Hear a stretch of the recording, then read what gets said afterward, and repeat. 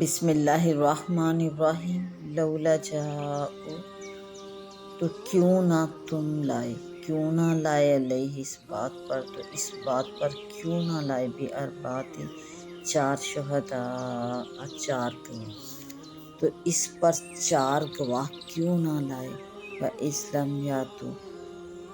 بالشہداء، تو جب گواہ نہ لائے، فاولئک عند اللہ هم الکاذبون، تو وہی عند اللہ، اللہ کے نزدیک هم الکاذبین، جھوٹے ہیں۔ تو اس پر چار گواہ کیوں نہ لائے، تو جب گواہ نہ لائے، فَإِذْ لَمْ يَأْتُوا بِالشُّهَدَاءِ، تو جب گواہ نہ لائے تو وہی اللہ کے نزدیک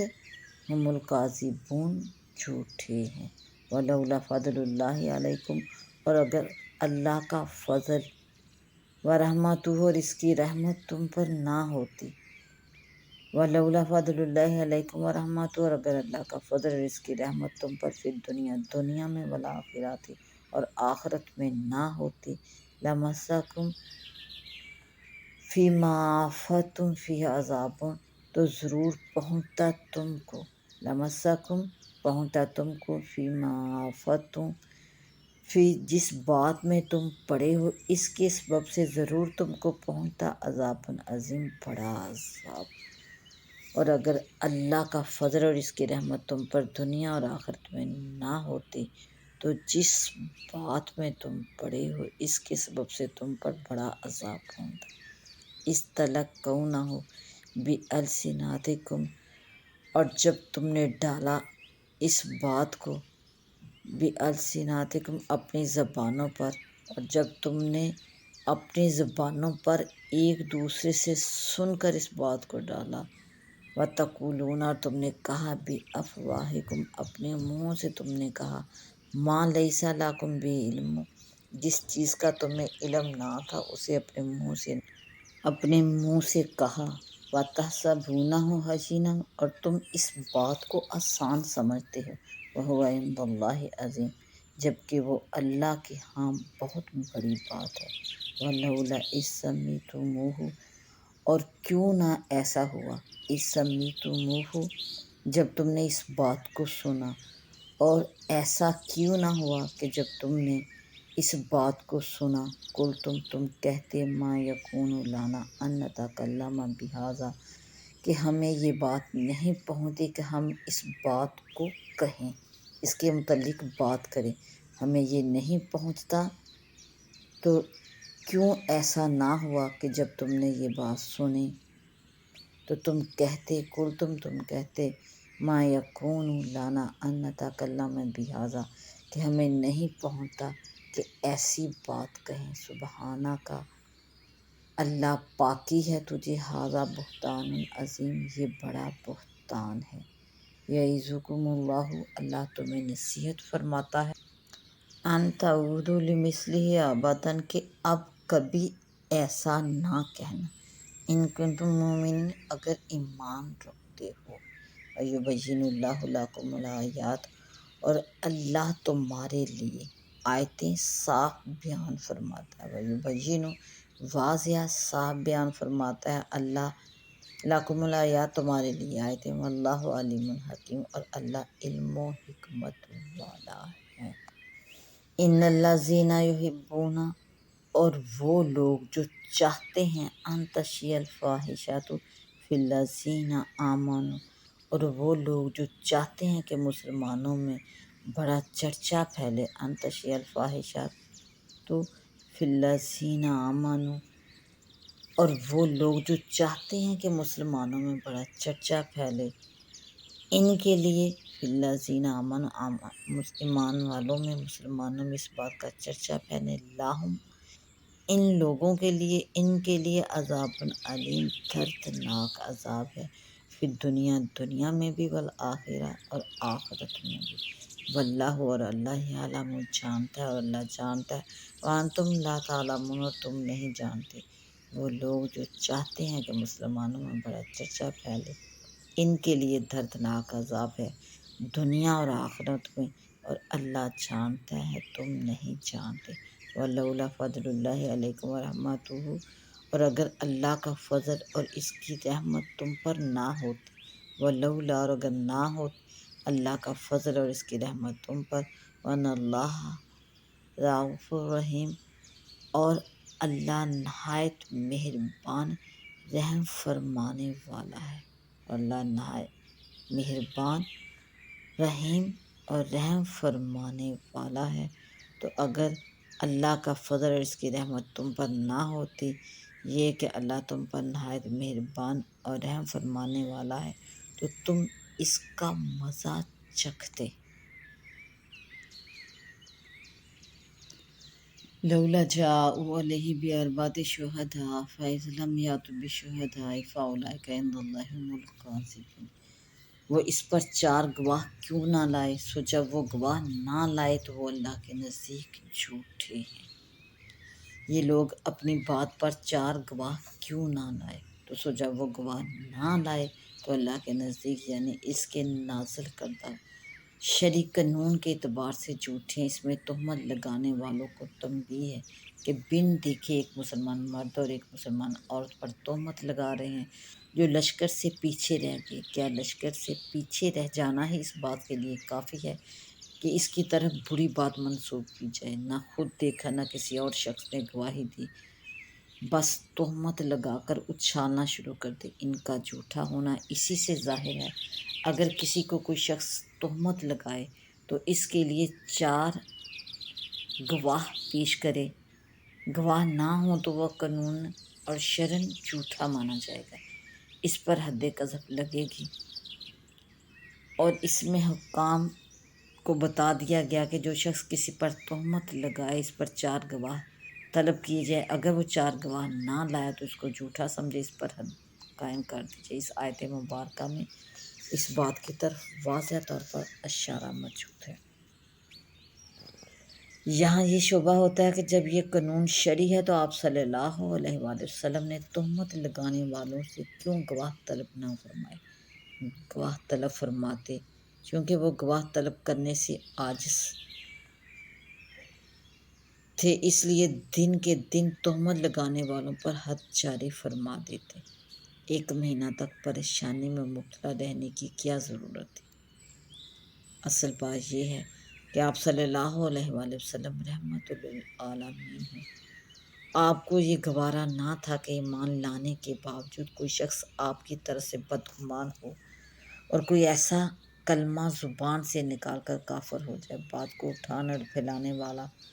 تو منافقوں کا سردار تھا، لیکن 3 مسلمان بھی اس کے ہمراہ ہو گئے تھے اور بعض مسلمان خاموش تھے۔ بعض اس کے خلاف اگر بات سنتے ہی اس وقت چٹپٹ حد لگا دی جاتی تو ڈر تھا، اندیشہ تھا کہ کچھ لوگ یوں خیال کر لیتے یا زبان سے کہہ دیتے کہ دیکھا، چونکہ اپنا معاملہ تھا اس لیے بات کہنے والوں کی پٹائی کر کے دبا دیا گیا۔ کوئی ایسا کہتا تو کافر ہو جاتا۔ لوگوں میں سب طرح کے آدمی موجود ہیں، کمزور ایمان والے بھی اور پختہ ایمان والے بھی، اس لیے آپ نے کمزور ایمان والے لوگوں کے ایمان پر باقی رہنے کے لیے اپنی جان پر تکلیف برداشت فرمائی اور معاملے کی تحقیق فرمائی۔ پھر جب اللہ جل شانہ کی طرف سے حضرت عائشہ رضی اللہ عنہا کی پاکیزگی نازل ہوگی تو سب کو ماننا پڑا اور آپ نے حد بھی جاری فرما دی۔ وَلَوْلَا فَضْلُ اللَّهِ عَلَيْكُمْ وَرَحْمَتُهُ فِي الدُّنْيَا وَالْآخِرَةِ لَمَسَّكُمْ فِي مَا أَفَضْتُمْ فِيهِ عَذَابٌ عَظِيمٌ، اور اگر دنیا اور آخرت میں تم پر اللہ کا فضل اور اس کی رحمت نہ ہوتی تو جس بات میں تم لگے رہے اس کی وجہ سے تم پر بڑا عذاب واقع ہو جاتا۔ یہ آیت ان مومنین کے بارے میں نازل ہوئی جو بے احتیاطی کی وجہ سے اس تہمت میں کسی قسم کی شرکت کر بیٹھے تھے۔ اللہ جل شانہ نے دنیا میں ان پر رحم فرمایا کہ توبہ کی توفیق دے دی اور آخرت کی معافی کا بھی وعدہ فرمایا۔ اگر اللہ کی طرف سے توبہ کی توفیق نہ ہوتی تو جس کام میں لگے تھے اس کی وجہ سے بڑا عذاب آ جاتا۔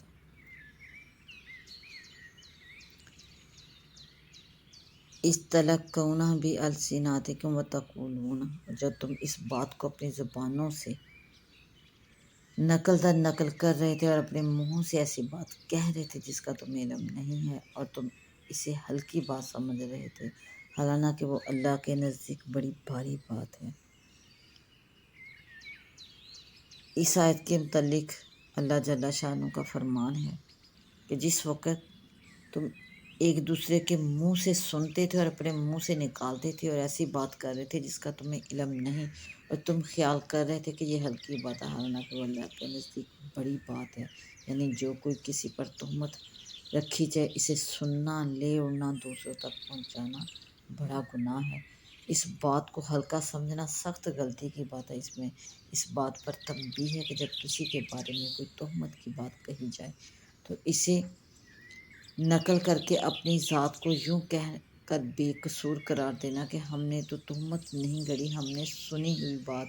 نقل کی ہے، یہ بھی ایمانی تقاضوں کے خلاف ہے۔ تہمت والی بات کو نقل کرنا ہی گناہ ہے اور بڑا گناہ۔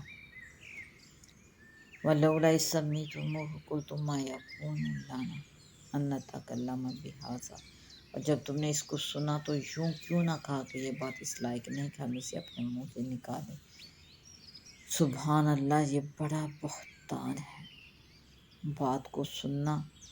تو تم نے یوں کیوں نہ کہا کہ ہم اس بات کو اپنی زبان پر نہیں لا سکتے، یعنی تمہیں اس بات کو سنتے ہی تعجب سے یوں کہنا چاہیے تھا کہ سبحان اللہ، یہ بڑا بہتان ہے۔ اس میں مسلمانوں کو یہ بتایا کہ تہمت والی خبر سنتے ہی صاف کہہ دیں کہ ہم اسے زبان پر نہیں لا سکتے، یہ تو بہت بڑا بہتان ہے۔ یعظکم اللہ ان تعودوا لمثلہ ابدا، اللہ تمہیں نصیحت فرماتا ہے پھر کبھی بھی تم ایسی حرکت نہ کرنا، اور اگر تم مومن ہو تو، یعنی تمہیں نصیحت ہے کہ کبھی ایسی حرکت نہ کرنا مومن ہونے کی شکل میں، کیونکہ اس سے تمہارے مومن ہونے میں، تمہارے ایمان میں کمی آ سکتی ہے۔ وَيُبَيِّنُ اللَّهُ لَكُمُ الْآيَاتِ، اور اللہ تمہارے لیے کہ احکامات بیان فرماتا ہے، اور اللہ جاننے والا، حکمت والا ہے۔